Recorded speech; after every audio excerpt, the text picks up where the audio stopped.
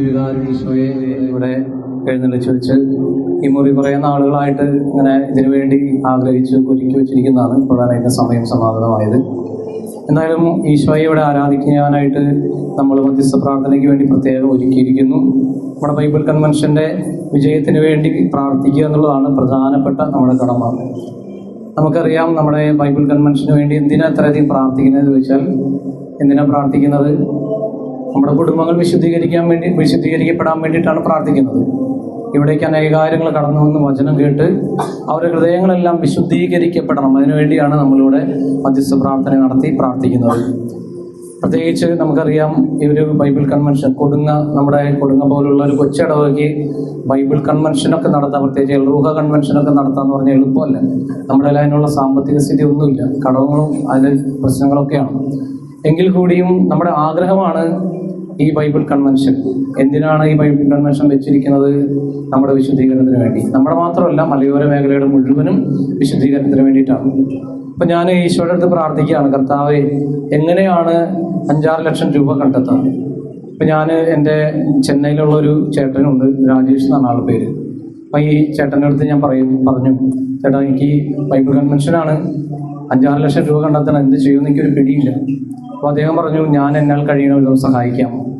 അപ്പം ഇന്ന് ഈ സമയം വരെ 1,14,000 രൂപ 27ഓളം പേരുടെ അടുത്ത് അദ്ദേഹം ഇങ്ങനെ ഈ റിക്വസ്റ്റ് വെച്ച് നമ്മുടെ ബാങ്കിലേക്ക് ഇട്ടു തന്നു. 27 പേരിൽ കുറച്ച് പേരൊക്കെ ഒട്ടും സഹായിക്കില്ല എന്ന് പറഞ്ഞു.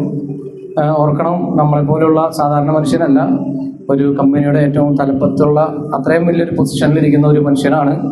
നമ്മളിവിടെ ബൈബിൾ കൺവെൻഷൻ നടത്താനുള്ള ചെലവിന് വേണ്ടിയിട്ട് അദ്ദേഹം അറിയുന്ന ഓരോരുത്തരുടെ കയ്യിലും, അതുപോലെ തന്നെ ഏഞ്ചൽസ് ആർമി എന്ന് പറഞ്ഞൊരു ശുശ്രൂഷ ഉണ്ട്, ഒരു കൂട്ടായ്മ, അവരുടെ അടുത്തൊക്കെ ഇങ്ങനെ ചോദിച്ച് നമുക്ക് വേണ്ടിയിട്ട് ചെയ്തുകൊണ്ടിരിക്കുന്നത്.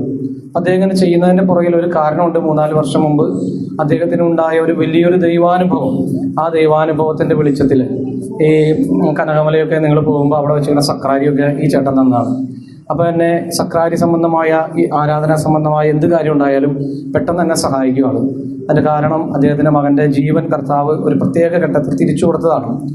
അന്ന് അതിൻ്റെ നന്ദിയായിട്ട് കനകമലയിലായിരിക്കുമ്പോൾ 2 വർഷവും ഓരോ ദിവസവും 10,000 രൂപ വെച്ച് കുർബാനയ്ക്ക് വേണ്ടിയിട്ട് വേണം, കഞ്ഞി കൊടുക്കാനൊക്കെ എല്ലാ ദിവസവും എന്നോണം ഈ ആൾക്കാരെ സംഘടിപ്പിച്ചു തരാനായിട്ട് അദ്ദേഹം പരിശ്രമിച്ചിട്ടുണ്ട്. അപ്പോൾ അതിനുള്ള പ്രത്യുപകാരം കർത്താവ് അനുഗ്രഹം പിന്നെയും കൊടുക്കുകയാണ്. ഈ കഴിഞ്ഞ ഒരു 3-4 മാസം മുമ്പ് അദ്ദേഹത്തിൻ്റെ സ്റ്റേജിലുള്ള ആൾക്കാരെയൊക്കെ ഒരു 5-6 പേരിൽ നിന്ന് ഒരാളെ തിരഞ്ഞെടുക്കും, ബാക്കിയുള്ളവരൊക്കെ പിരിച്ചുവിടുന്ന ഒരു ഘട്ടമുണ്ടായി.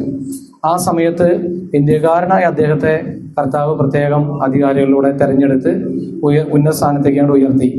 ബാക്കിയുള്ളവരൊക്കെ ജോലിയിൽ നിന്ന് പിരിച്ചുവിടേണ്ട അവസ്ഥ വന്നു. ഇപ്പോഴാണെങ്കിലും ഇത്രയും പേരെ ചേർത്താൻ വേണ്ടിയിട്ട് അദ്ദേഹം ഇങ്ങനെ പരിശ്രമിച്ചു കഴിഞ്ഞപ്പോൾ ഇന്നലെ ഒട്ടും സാധിക്കില്ല എന്ന് കരുതിയിരുന്ന ഒരു പ്രത്യേക കാര്യം ആൾക്ക് സാധിച്ചു കിട്ടി. ഇന്നതിനെ വിളിച്ച് നന്ദി പറയാറുണ്ട്. അത് നമ്മൾ എന്തെങ്കിലും ഒരു കാര്യം നമ്മുടെ ഈശോയ്ക്ക് വേണ്ടി ചെയ്താൽ അപ്പം പ്രതിഫലമാണ്.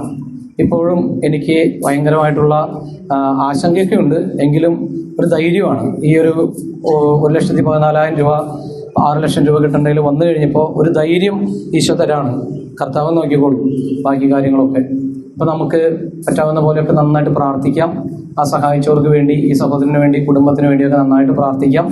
ഈശോയുടെ വലിയ കൃപ ധാരാളമായി കൂടെ ഉണ്ടാകട്ടെ എന്ന് പ്രാർത്ഥിക്കുന്നു.